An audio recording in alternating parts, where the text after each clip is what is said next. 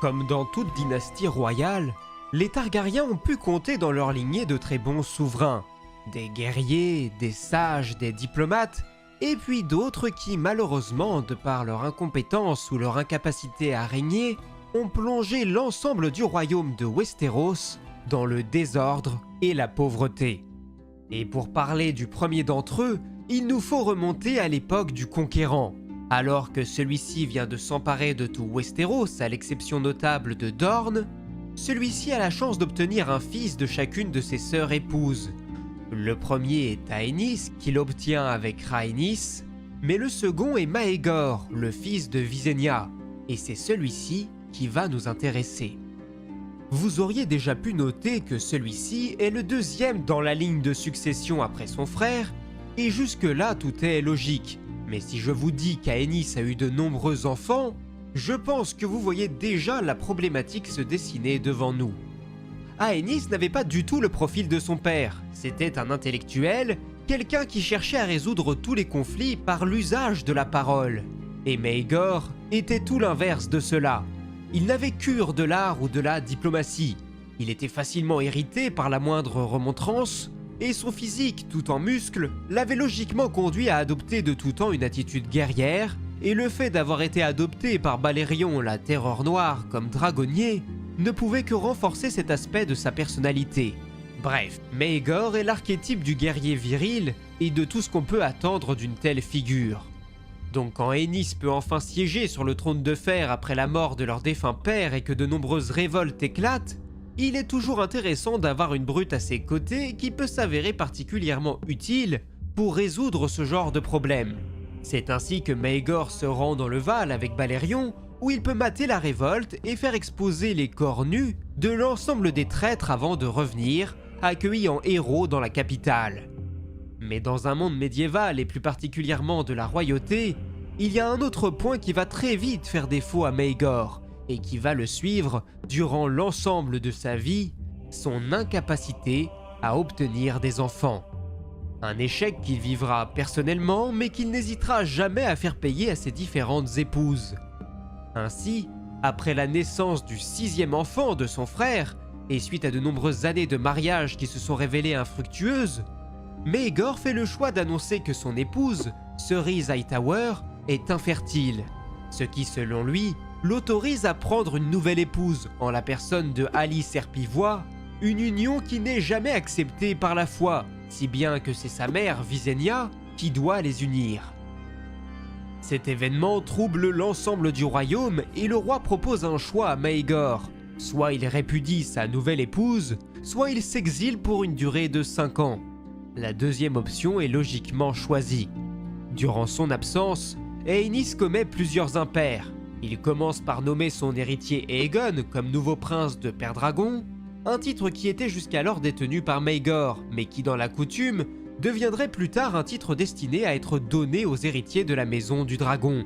Et le deuxième impair, c'est d'avoir voulu unir ses 2 premiers enfants, une coutume commune pour des Valyriens mais qui est très peu soutenue par la foi, qui voit en cet acte une immondice incestueuse et une nouvelle preuve de la décadence de la famille royale. Aegon le Conquérant lui-même avait eu du mal à faire accepter sa double union aux différents septons qu'il avait pu côtoyer, alors la chose était encore plus difficile pour Rhaenys, qui doit faire face à plusieurs révoltes qu'il n'est aucunement en mesure de mater. Quelque temps plus tard, il meurt brutalement après avoir été soigné par la reine douairière Visenya, qui ne prend même pas le temps d'assister à ses funérailles, préférant s'envoler sur son dragon à la recherche de son propre fils. De retour à Père-Dragon, Maegor se coiffe lui-même de la couronne du Conquérant avant de décapiter le pauvre maître qui avait commis l'erreur de lui dire que le titre aurait dû échoir au premier fils d'Aenys. Après cela, et pour prouver sa légitimité, Maegor invite quiconque le souhaite à l'affronter au sein d'un duel judiciaire, un défi qui est relevé par l'ordre religieux des fils du guerrier. Une fois sur place, le nouveau roi fait appel à la foule en proposant à qui le souhaite de rejoindre ses rangs car il avait besoin de 6 guerriers à ses côtés. Cela fait, le combat peut enfin commencer et dans un immonde bain de sang, ce sont l'ensemble des participants qui s'entretuent les uns après les autres. Maegor lui-même finit par tomber et semble avoir succombé à sa blessure, mais sa mère, Visenya, assure qu'il est toujours en vie. C'est donc face à un homme en vie mais malgré tout inconscient que les différents ordres religieux acceptent de s'agenouiller. Maegor est bel et bien le nouveau roi des 7 couronnes. Néanmoins, les fils du guerrier restent une véritable menace et continuent d'occuper le septuaire du souvenir, tandis que Maegor est toujours dans le coma. Sa mère décide alors de faire appel à la mystérieuse Tiana de la Tour, qui en usant de ses sombres connaissances, parvient à remettre le roi sur ses pieds. Le lendemain, Maegor s'envole sur Balerion et s'en va brûler le septuaire, libérant la capitale de ses séditieux. Cet acte odieux renforce les convictions du grand Septon qui continue de s'opposer au nouveau souverain.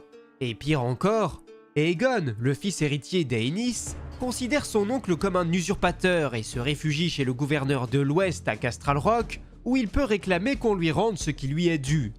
Sur place, il peut rassembler ses soutiens, qui ne sont alors que des maisons de faible envergure.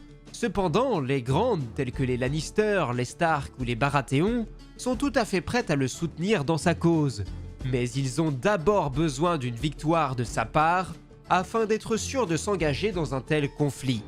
2 batailles ont ensuite lieu près du pont de pierre et dans la fourche de la Nera, où des milliers de fidèles sont tout bonnement massacrés par les troupes de Maegor, et les forces armées de la foi sont désormais totalement dispersées, rendant impossible toute forme de confrontation directe, mais le règne de Maegor reste extrêmement contesté. Il profite également de cette occasion pour conclure un nouveau mariage avec Tiana de la Tour, contre l'avis du grand maître qu'il décide évidemment d'exécuter. Et il est dit que la nuit de noces aurait été particulièrement active, le couple recevant même la visite d'Alice Herpivoix, l'autre concubine du roi. Mais quoi qu'on en dise ou qu'on puisse penser de lui, c'est bel et bien sous son règne que l'une des architectures les plus importantes de Port-Réal est bâtie. Celui-ci réclame également que de nombreux passages secrets soient aménagés au sein de ses murs afin de pouvoir espionner au mieux les membres de sa cour. Bien qu'il nomme le mari de sa première épouse comme main du roi, ce sont bien ses différentes concubines ainsi que sa mère qui forment le conseil restreint lui permettant de prendre ses décisions. Des décisions qui le conduisent à aller répandre le feu et le sang dans les terres de l'Ouest en guise de représailles, tandis que sa mère fait plonger Vhagar dans les terres du Conflant, chose que le dragon serait amené à faire bien des années plus tard, au cours de la terrible danse des dragons.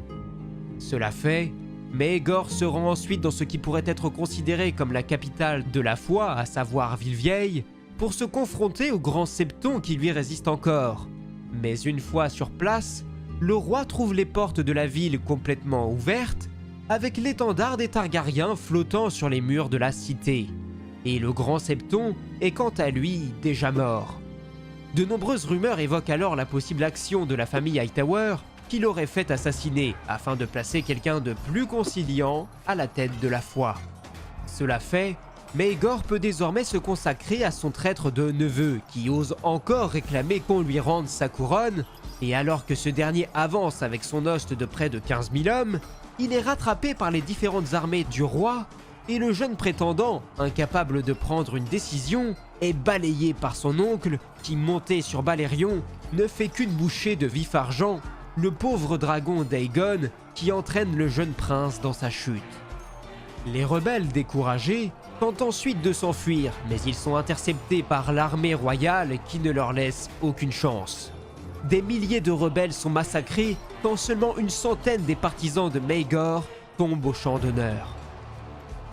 Les choses tournent donc plutôt bien pour l'usurpateur targaryen, à un point tel que son épouse, la reine Alice, finit même par tomber enceinte et sur les conseils de son grand maître, Maegor fait le choix de confiner son épouse car il a à tout prix besoin d'une progéniture. Il a besoin d'un héritier pour consolider son pouvoir, mais également car c'est une question de principe pour un homme tel que lui.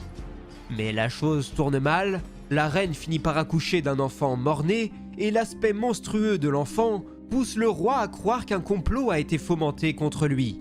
Il est d'ailleurs encouragé dans cette voie par Tiana de la Tour, qui lui apprend que le père d'Alice aurait fait conduire tout un tas d'hommes dans la chambre de sa fille, afin qu'elle puisse enfin tomber enceinte et donner un héritier à la couronne.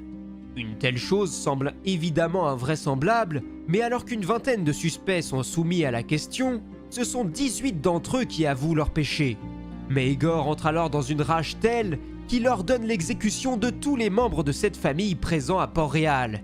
Et quant à son épouse, il la confie aux bons soins de Tiana, qui la tourmente pendant près de 15 jours sous les yeux de Maegor, qui finit par la faire découper en 7 morceaux qu'il fait exposer au-dessus de chacune des portes de la capitale.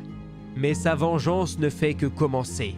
Il convoque ensuite son hoste royal qu'il conduit jusque dans le Conflent, où il extermine toute la famille herpivois. Mais en rentrant de cette opération, Maegor a le malheur d'apprendre que sa mère, Visenya, sa plus fidèle conseillère, est décédée. Et pire encore que ses otages, la veuve d'Aenys et ses 2 autres enfants, Jaehaerys et Alysanne, sont parvenus à prendre la fuite, chacun avec son dragon, Vermithor pour le jeune homme et Aile d'Argent pour sa sœur. Mais en revanche, le prince Viserys est quant à lui mis au fer et torturé pour qu'il révèle où se cache le reste de sa famille. Celui-ci ne donne aucune réponse et finit par trépasser après 15 jours de terribles sévices. Maegor abandonne son corps dans la cour du château dans l'espoir que sa mère viendrait le chercher. Mais là encore, c'est un échec. Quelque temps plus tard, Maegor organise une immense cérémonie pour féliciter et remercier tous les ouvriers ayant œuvré à la construction du Donjon Rouge, et au terme de cette glorieuse célébration, tous sont exécutés par les chevaliers royaux afin que seul Maegor soit en mesure d'emprunter les passages secrets du grand donjon des Targaryens. Cet immense projet concrétisé, Maegor s'emploie désormais à un autre tout aussi faramineux, puisqu'il a l'idée de bâtir une sorte d'immense écurie pour dragons, là où se dressait jadis le septuaire du souvenir, qu'il avait lui-même contribué à détruire. Mais après le massacre des ouvriers du Donjon Rouge, le roi a bien du mal à trouver des ouvriers en mesure de se lancer dans un tel ouvrage, sans compter que beaucoup refusent de prendre le risque de subir le même sort que leurs prédécesseurs. L'année suivante, il conduit de nouveau son hoste royal au combat afin d'affronter les ultimes forces de la foi à travers les troupes des pauvres compagnons.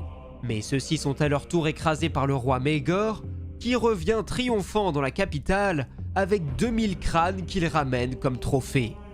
Ses ennemis désormais vaincus, les conseillers de Maegor lui recommandent de se trouver une nouvelle épouse en mesure de lui donner des enfants, étant donné qu'il ne partage plus la couche de la reine Tiana depuis longtemps.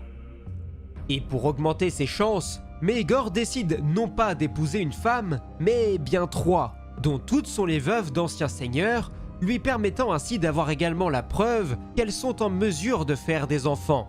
Il épouse ainsi Rhaena Targaryen, sa nièce, qui avait déjà eu 2 enfants avec son frère Aegon, on n'est jamais mieux servi que par sa famille, ainsi que Jeyne Westrelin, qui avait eu un fils, et Elinor Costaigne, qui avait déjà pu en mettre 3 au monde. Concernant cette dernière, il faut tout de même noter que son époux a été mystérieusement accusé de comploter contre le roi, puis exécuté dans l'heure, tandis que sa veuve s'était vue octroyer un délai de deuil de 7 jours avant d'être convoquée par le roi pour qu'il lui annonce qu'il comptait l'épouser. Il est difficile de savoir ce qu'il a pu se produire dans les chambres des différentes reines que le peuple a rapidement pu surnommer les épouses noires. Quoi qu'il en soit, il est fort probable que Maegor se soit donné corps et âme pour tenter d'obtenir une progéniture. Heureusement pour lui, Jeyne et Elinor tombent rapidement enceintes quelques mois plus tard. Mais la première, tout comme Alice Herpivois avant elle, met au monde un enfant mort-né complètement difforme. Dès lors, la rumeur commence à se répandre. Maegor serait maudit. Ses péchés lui auraient valu que les dieux se détournent de lui. Sa semence serait pourrie. Mais le roi, quant à lui, commence à comprendre. Il envoie donc 2 de ses chevaliers royaux pour mettre aux arrêts la perfide Tiana de la Tour, qui avoue tous ses crimes avant même d'être torturée. Elle avait bel et bien empoisonné l'enfant à naître d'Alice, tout comme elle venait de le faire pour celui de Jeyne, et il en serait de même pour celui encore à naître d'Elinor. Maegor n'avait pas besoin d'en savoir plus. Il dégaine son épée et arrache lui-même le cœur de sa reine pour l'offrir à ses molosses. Quelque temps plus tard, et comme l'avaient laissé présager les dernières paroles de Tiana, Elinor Costaigne met elle aussi au monde un enfant mort-né et complètement difforme. Pour la foule qui n'a pas conscience des empoisonnements de l'ancienne reine, il devient clair que Maegor ne peut être que maudit. Les nobles quittent la capitale les uns après les autres. Et pire encore, à Accalmie, le gouverneur Rogar Baratheon couronne le neveu de Maegor, Jaehaerys, comme nouveau roi légitime des 7 couronnes. Celui-ci jure de mettre un terme à la tyrannie de son oncle, et le jeune homme qui n'a alors que 14 ans est d'ores et déjà considéré comme un brillant garçon qui ravive la flamme de l'espoir dans un royaume qui en avait peu à peu perdu la notion. Le prétendant est rapidement rejoint par sa grande sœur Rhaena ainsi que par son dragon Sonchefeu, ainsi que de l'épée Feu Noir dont elle s'est emparée lors du sommeil de son oncle époux le roi. En découvrant ceci, Maegor tente bien de riposter, mais il est alors mis face aux faits accomplis. Son pouvoir s'est érodé. Ses sujets ne le respectent plus, ne lui obéissent plus. Dans leur esprit, ils ont d'ores et déjà un nouveau roi. 2 membres de la garde royale désertent leur poste. Le seigneur des navires, Daemon Velaryon, est l'un des premiers à se joindre à la cause de Jaehaerys, avant d'être rejoint par les Tyrell, les Hightower, les Redwyne, les Lannister, les Arryn ou bien encore les Royce. En une nuit à peine, le pouvoir de Maegor le Cruel s'est complètement évaporé. Il tente bien de réunir en catastrophe ces derniers sujets, mais au plus grand de leur nombre, ceux-ci ne sont que 4000, dont seulement 400 chevaliers. Leur cause est d'ores et déjà perdue. Le seigneur Fangué implore alors son seigneur de revêtir l'habit noir et de poursuivre sa vie sur le mur, mais celui-ci préfère décapiter son serviteur avant de placer sa tête sur une pique fichée derrière le trône de fer afin de servir d'avertissement aux éventuels déserteurs. Le reste du conseil s'éternise jusque tard dans la nuit avant que Maegor ne les autorise enfin à quitter les lieux.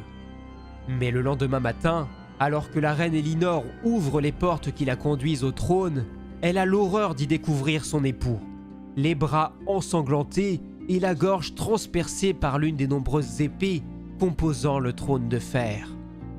Nul ne sait ce qu'il a pu se produire cette nuit-là. Certains évoquent une éventuelle action de la reine elle-même qui aurait bousculé son mari pour l'assassiner et ainsi se venger de l'exécution de son ancien époux. D'autres évoquent une éventuelle trahison des gardes royaux encore fidèles à Maegor, mais une rumeur plus étrange et terrifiante encore évoque l'éventualité que ce soit le trône lui-même qui aurait fait le choix d'assassiner Maegor pour le punir de son horrible gouvernance. Ce n'est sûrement qu'une rumeur destinée à horrifier les enfants, ou bien les différents héritiers de la maison du dragon, qui devraient ainsi toujours se méfier du trône et veiller à ce que leurs actions ne lui déplaisent pas. Quoi qu'il en soit, c'est en l'an 48 après la conquête que Maegor le Cruel est retrouvé mort. Son corps est brûlé conformément à la coutume valérienne et ses cendres ainsi que ses os sont envoyés à Pendragon pour reposer aux côtés de ceux de sa défunte mère Visenya. Après sa disparition, Maegor laisse une ombre terrifiante planer sur l'ensemble du royaume. Les différents seigneurs sont désormais conscients des ravages que peuvent causer les Targaryens et leurs dragons lorsque ceux-ci se querellent entre eux ou lorsque le roi lui-même s'avère être de nature instable. Nombreux sont ceux qui ont pu pâtir du règne du roi cruel, de la noblesse aux religieux, des chevaliers au petit peuple. Tous ont dû subir les caprices du roi Maegor et ont dû en payer le prix. Maegor aura régné par terreur et cruauté. Il était certes un excellent guerrier digne de son progéniteur, mais il lui manquait la sagesse et la bonté de ce dernier dont avait hérité son demi-frère Rhaenys. Et contrairement à lui qui avait pu avoir 6 enfants, Maegor n'aura réussi qu'à engendrer 6 mariages dont aucun ne se sera révélé fructueux. Et pour quelqu'un qui aura toujours été en conflit avec la foi des 7, il est curieux de voir son règne être marqué par la redondance du chiffre 6. 6 épouses, 6 ans et 66 jours de règne. Mais désormais, un nouvel horizon lumineux se profile. Le roi Jaehaerys est acclamé par l'ensemble du royaume. Une nouvelle ère est sur le point de s'ouvrir. J'espère que cette vidéo vous aura plu. Si c'est le cas, je vous invite à laisser un pouce bleu ainsi qu'un commentaire et à vous abonner pour ne rien manquer des futures sorties. En attendant, il ne me reste plus qu'à vous dire à la prochaine, c'était Absolute. Ciao.